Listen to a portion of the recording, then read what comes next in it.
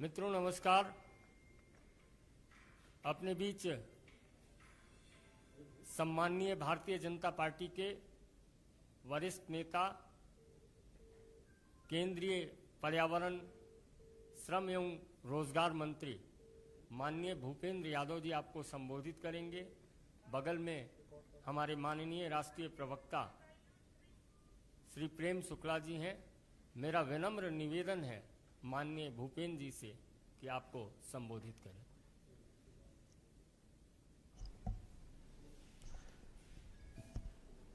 मित्रों, भारतीय जनता पार्टी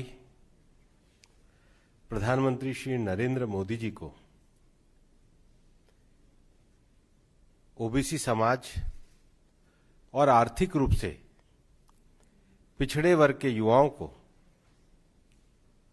उनके नेतृत्व में मेडिकल कॉलेज की पीजी और यूजी क्लासेस में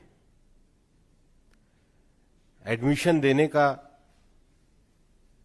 निर्णय माननीय प्रधानमंत्री नरेंद्र मोदी जी के नेतृत्व में किया गया है। उसके लिए उनको बधाई देती है और उनका अभिनंदन करती है। ये एक ऐतिहासिक अवसर है कि लंबे समय से देश में समतामूलक समाज की स्थापना के लिए समाज के सभी वर्गों को समाहित करते हुए समरस भारत की रचना को करने के लिए बहुत सारे निर्णय एक लंबे समय से पेंडिंग थे। प्रधानमंत्री जी के नेतृत्व में उनको पूरा करके सरकार ने सामाजिक समरसता का, समतामूलक समाज का और सभी वर्गों की भागीदारी को सुनिश्चित करने के जो संवैधानिक दायित्व उनको पूर्ण करने का प्रयास किया है। हम ये भी जानते हैं कि पिछड़ा वर्ग का जो आयोग था उसको संवैधानिक आयोग देने की मांग एक लंबे समय से पेंडिंग पड़ी थी। यूपीए सरकार के 10 साल निकल गए लेकिन उसको संवैधानिक आयोग का दर्जा नहीं दिया गया। माननीय प्रधानमंत्री जी के नेतृत्व में पिछड़ा वर्ग आयोग को संवैधानिक आयोग का दर्जा दिया गया। देश में एक लंबे समय से इस बात की भी मांग पेंडिंग थी कि जो सामान्य समाज के जो गरीब लोग हैं, आर्थिक रूप से जो कमजोर हैं, उनको भी संवैधानिक आरक्षण दिया जाए। और इस विषय को भी माननीय प्रधानमंत्री जी के नेतृत्व में 10% आरक्षण आर्थिक रूप से कमजोर सामान्य वर्ग के लोगों को दिया गया। भारत के संविधान में जो सामाजिक, आर्थिक और राजनीतिक न्याय की संकल्पना है उसको पूरा करने का काम माननीय प्रधानमंत्री जी के नेतृत्व में किया गया। और इसीलिए मेडिकल कॉलेज में भी ओबीसी समाज के 27% और आर्थिक रूप से पिछड़े वर्ग के विद्यार्थियों के लिए भी 10% आरक्षण की बात की गई। और इस बात को कहते हुए भी संतोष होता है कि माननीय प्रधानमंत्री जी के नेतृत्व में जो हमारी जिस प्रकार से ये सरकार चली है, उस सरकार के अंतर्गत पिछले 5 वर्षों में देश में 179 नए मेडिकल कॉलेज खुले। अब देश में 558, जिसमें 298 सरकारी और 269 प्राइवेट मेडिकल कॉलेज है। और यूजी और पीजी के सीटों की संख्या में भी 56% के करीब और पीजी की सीटों में तो 80% के करीब बढ़ोतरी की गई है। और कुछ ऐसे भी ऐतिहासिक निर्णय इस पूरे 5 साल में लिए गए जो पिछड़ा आयोग और आर्थिक रूप से पिछड़े लोगों को जिस प्रकार से 10% मेडिकल में आरक्षण दिया गया, पिछड़े वर्ग के संवैधानिक आयोग की रचना की गई, पीएसयू, सार्वजनिक बैंकों और वित्तीय संस्थानों में क्रीमी लेयर की आय सीमा तय की गई, घुमंतु और अर्ध घुमंतु जातियों के लिए जनवरी 2015 में एक राष्ट्रीय आयोग का गठन किया गया। पहली बार भारत के प्रधानमंत्री ने डॉक्टर अंबेडकर को उनके जन्म स्थान मध्य प्रदेश के महू में जाकर के श्रद्धांजलि दी, नमन किया। दलित युवाओं के लिए इस सरकार के द्वारा वेंचर कैपिटल फंड की शुरुआत की गई। अनुसूचित जाति से संबंधित उद्यमियों को संवर्धित ऋण गारंटी की योजना शुरू की गई। जनजाति समाज के वन उत्पादों को एमएसपी का लाभ दिया गया। देश के सार्वजनिक उपक्रमों द्वारा 4% समान एससी और एसटी उद्यमियों की खरीदारी की नीति बनाई गई। और सबसे बड़ी बात है, कल 2 वर्ष पूरे होने वाले भी हैं, मुस्लिम महिलाओं को भी ट्रिपल तलाक का अधिकार दिया गया।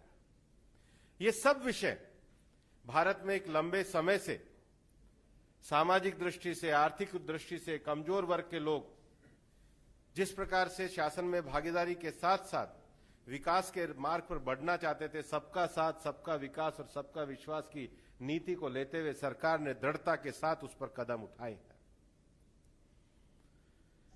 आज भले ही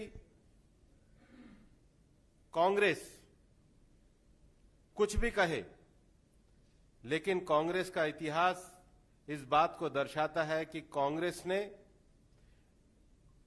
1950 से लेकर 1977 तक, जब वो 74 तक वो पूरे देश के शासन में रहे, और उसके बाद भी पिछड़ा वर्ग आयोग को, चाहे काका कालेलकर की रिपोर्ट हो, चाहे मंडल आयोग की रिपोर्ट हो, उसको लागू नहीं किया। कांग्रेस ने कभी भी आर्थिक रूप से सामान्य समाज वर्ग के जो लोग हैं उनको समाज की मुख्यधारा में आगे बढ़ाने के लिए, उनके लिए भी किसी प्रकार की नीति को लागू नहीं किया गया। और इतना ही नहीं, मैं तो ये कहना चाहूंगा कि ये कांग्रेस के संसदीय परंपरा के आचरण पर एक धब्बा लगाने जैसा प्रश्न चिन्ह है कि जब पहली बार देश के मंत्रिमंडल में माननीय प्रधानमंत्री जी के नेतृत्व में एक बड़ी संख्या में ओबीसी समाज के लोग, दलित समाज के लोग, ट्राइबल समाज के लोग, सामान्य समाज के लोग और सबसे बड़ी संख्या में महिला वर्ग इस मंत्रिमंडल में जब आए और संसद के सामने जब उनका परिचय कराना था, तो कांग्रेस ने अपने दुर्भाग्यपूर्ण आचरण से, संसदीय परंपरा की मर्यादाहीनता के आचरण से उन महिलाओं का परिचय भी नहीं होने दिया। ये संसदीय परंपरा और मर्यादा को तोड़ने का काम कांग्रेस के द्वारा लगातार किया जाता रहा है। और इसलिए भारतीय जनता पार्टी की सरकार माननीय प्रधानमंत्री जी के नेतृत्व में सभी वर्गों को सामाजिक न्याय के लिए, सभी वर्गों के आर्थिक उत्थान के लिए पूरी तरीके से समर्पित है। और माननीय प्रधानमंत्री जी ने जिस प्रकार से हमेशा संकल्प किया है कि उनकी सरकार गरीबों के कल्याण के लिए समर्पित है, शासन में गरीबों तक उनकी योजनाओं को पहुंचाने के साथ ही साथ अपनी सामाजिक नीतियों के माध्यम से उनको अवसरों में भी उसी प्रकार की उपलब्धता प्रदान की गई है। और इसके लिए हम सब माननीय प्रधानमंत्री जी का अभिनंदन करते हैं।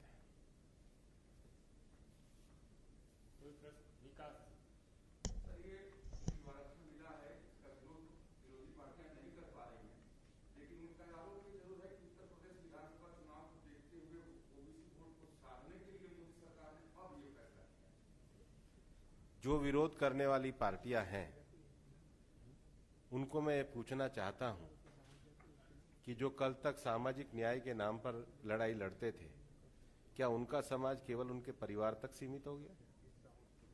क्या उनकी राजनीति उनके परिवार तक सीमित हो गई है?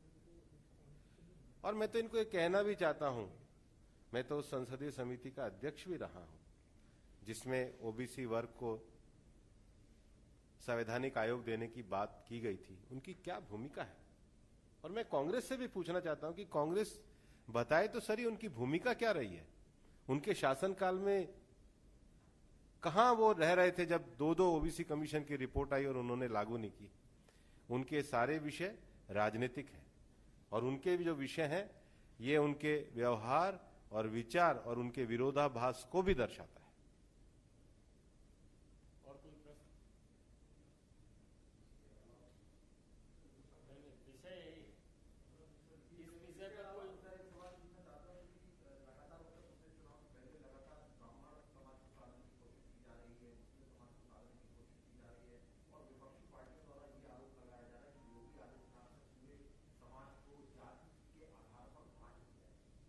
हम सबका साथ, सबका विकास और सबका विश्वास की राजनीति को लेकर के आगे बढ़ते हैं।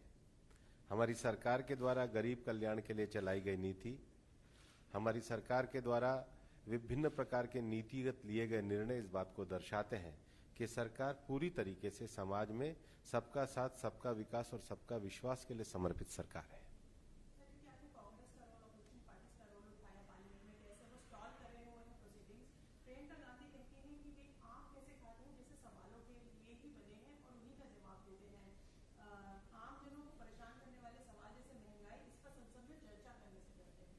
चर्चा कर रहे वो तो नारे लगा रहे हैं। चर्चा करने वाले तो अपने स्थान पे खड़े होते हैं। सरकार तो हर प्रश्न का उत्तर दे रही है। प्रश्न काल में प्रश्न पूछने वाले वैल में होते हैं, उत्तर सदन के पटल पे होता है। तो जिनको उत्तर सुनना है वो कम से कम जाके उत्तर तो सुने। सरकार तो पूरे प्रश्न काल में सब विषयों का उत्तर देती है।